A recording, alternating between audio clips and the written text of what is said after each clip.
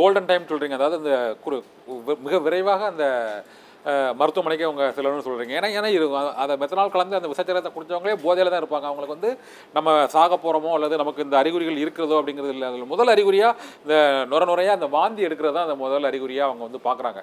அது கூட வழக்கமாக குடிகாரர்கள் வந்து அதிகமாக குடிச்சிட்டு அது போன்ற வாந்தி எடுப்பதனால இது இந்த மெத்தனால் கலந்த விஷத்துக்காக தான் அந்த வாந்தி குமட்டல் அவங்களுக்கு வருது அப்படிங்கிற கூட அவங்க கண்டறிய முடியாத ஒரு சூழ்நிலை இருக்குது. நீங்கள் இப்போ சொன்ன மாதிரி அந்த குறிப்பிட்ட நேரத்துக்குள்ளே அதாவது அந்த மெத்தனால் அந்த நுரையீரலுக்குள்ளேயோ அல்லது மற்ற உடல் பாகங்களையோ கலப்புறதுக்கு முன்னால் சீக்கிரமாக வரணும்னு சொல்லி அந்த குறிப்பிட்ட டைம் எவ்வளோ சார்? அதாவது குடிச்சு அதுக்கு தெரிஞ்சு போச்சு, ஒரு இறப்பு நடந்து போச்சுன்னா அந்த ஒரு எவ்வளோ நேரத்துக்குள்ளே அது அந்த ஹாஸ்பிட்டலுக்கு வரணும் அப்படிங்கிற மாதிரி ஏதாவது குறிப்பிட்ட டைமிங் எது இருக்கா சார்? குறிப்பிட்ட டைமிங் வந்து பாத்தீங்கன்னா மினிமம் வந்து ஒரு 4 to 6 மணி நேரத்துக்குள்ள வந்து நம்ம சிம்டம்ஸ் ஆரம்பிச்சு வந்தோம்னா கண்டிப்பா வந்து இந்த எத்தனாலோ இல்லைன்னா இந்த ஃபோமிபிசோலோ ஆரம்பிக்கும் போது வந்து இன்னும் நல்லா வந்துட்டு ரிசல்ட்ஸ் வந்து கிடைக்கும்.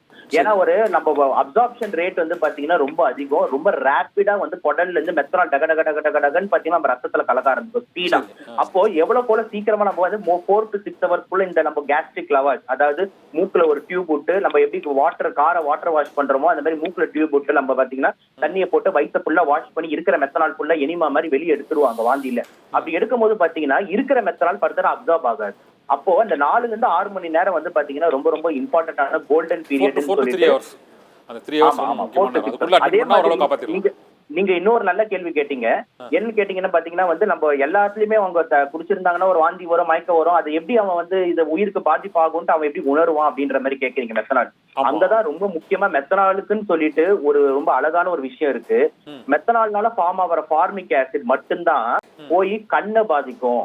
அப்போ மத்த நம்ம ஆல்கஹால் குடிக்கும் போது கண்ணுல எந்த சிம்டமே தெரியாது. ஆனா மெத்தனாலோட பாய்சனிங் இருக்குன்னா கண்ணோட அறிகுறிகள் அதிகமா இருக்கும்.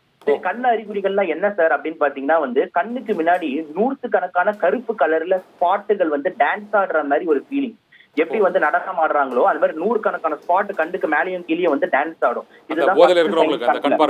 ஆமா, அந்த கண் பார்வையில. ஆனா நார்மலா வந்து போதையில இருக்காங்க, அவங்க நார்மல் மது அருந்து போதையில இருக்காங்கன்னா அவங்களுக்கு கண் பார்வையில இந்த மாதிரி டான்ஸ் ஆடுறதோ இல்லைன்னா வந்து கலர் சரியா தெரியலன்றதோ இல்லைன்னா கண்ணுக்கு சுத்தி இருக்கிறதெல்லாம் கருப்பா தெரியுது, அந்த சென்டர்ல மட்டும் கலரா தெரியுதுன்ற ஸ்கோட்டோமான்றதோ எதுவுமே இருக்காது.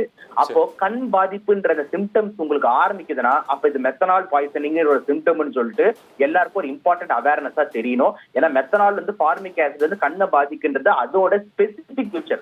எப்படி பாம்பு கடிச்சா கண்ணு அப்படியே மூடிக்கிட்டே போகுதுன்னு சொல்றாங்களோ அதே மாதிரி மெத்தனால் பாய்சனிங்னா கண்ணுக்கு முன்னாடி வந்து டான்ஸ் ஆடுறது, கலர் குறையிறது, பெரி தெரியாம போறது மெத்தனாலோட ஒரு கிளாசிக்கல் ஃபியூச்சர். இதை வச்சுதான் இந்த வாந்தி பேதி இதெல்லாம் எல்லாத்துலயுமே வருமே அப்படின்னும் போது இந்த கண்ணு அப்படின்ற ஆங்கிள் வந்துட்டு மக்கள் வந்து இம்பார்ட்டன்டா வந்து உடனே அவேர்னஸ் ஆகி ஐயோ அப்படின்னு சொல்லிட்டு உடனே மருத்துவமனைக்கு போறது வந்துட்டு அந்த கோல்டன் அவர் பீரியட்ல போறது ரொம்ப முக்கியம்.